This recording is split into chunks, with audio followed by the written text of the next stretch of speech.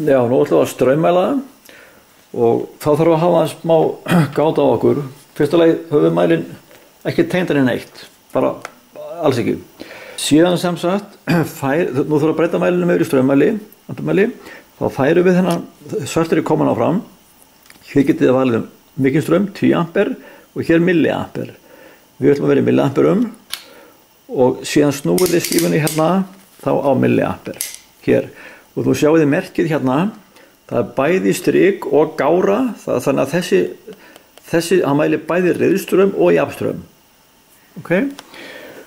Og þá er mælirinn tilbúinn og núna sem sagt þurfum við að taka í sundur straumrásina og þá tökum við bara annarkot þannig að þetta er bara sundur svona og hleypum rafmagninu inn í mælinn hérna, í gegnum mælinn og aftur inn í rásina. Við tökum ljóstíðuna á ledið og fer rafmagninu í gegnum mælinn og hingað. Og nú telur mælirinn fjölda rafeinda. Það teljar í honum og þið sjáuð hérna, nú þurfum við að skoða hérna vel, hérna sjáuð þið það MA, þetta eru milliampere. Þetta er 21,4 milliampere. Ok? Hérna er 21,4 milliampere. Svona. Og núna er einlega það mikilvægast það er að slökkva á mælinum og færa þetta rauða hingað yfir.